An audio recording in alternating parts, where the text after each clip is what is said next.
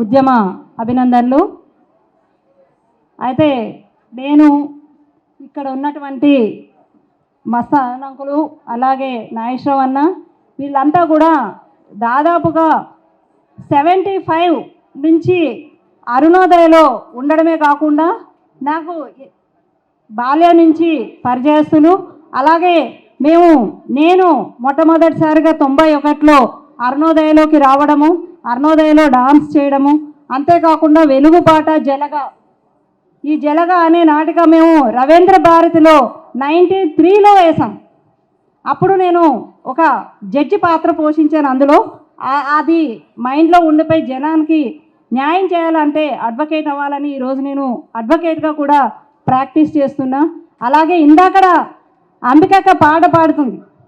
ఆ రోజు సారా ఉద్యమంలో మేమందరం కాళ్ళకి చెప్పులు లేకుండా ర్యాలీలో పాటలు పాడుకుంటూ తిరిగినటువంటి అనేక సంఘటనలు ఈరోజు మా ముందున్నాయి. అలాగే అరుణోదయ అంటే ఒకప్పుడు విశాఖ టీం చాలా ముందుండేది. దాంట్లో కామ్రేడ్ రమణయ్య గారు పాటలు పాడుతూ అన్ని ఏరియాల్లో మేము ఆ రోజు సమ్మర్ క్యాంపెయిన్ ఉంటే పీడిఎస్ అరుణోదయగా కానీ లేకపోతే ట్రేడ్ యూనియన్ వాళ్ళగా కానీ అందరం గ్రామాన కూడా తిరిగినటువంటి సందర్భాలు ఉన్నాయి.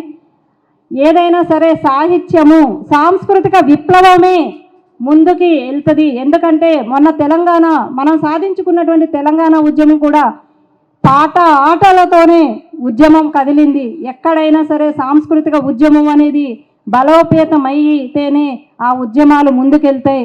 అలాగే మేము ఆనాడు నమ్మినటువంటి అరుణోదయ సాంస్కృతిక సమైక్యలో మేమందరం భాగస్వాములు అయ్యి పనిచేశాము. అందరికీ ఈ నాటికని 150 సార్లు ప్రదర్శించడం అనేటటువంటిది జరిగింది. విలేజెస్లో కానీ లేకపోతే స్టేజెస్ మీద అనేక రంగాలలో మేము ఈ జలగ అనేటటువంటి నాటిక కలకత్తాలో వేసాము.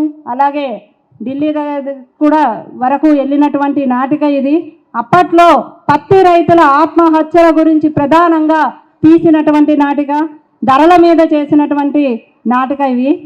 కాబట్టి ఈ నాటిక కాపీ కావాలంటే మాకు చెప్తే అన్నవాళ్ళు ఇస్తారు.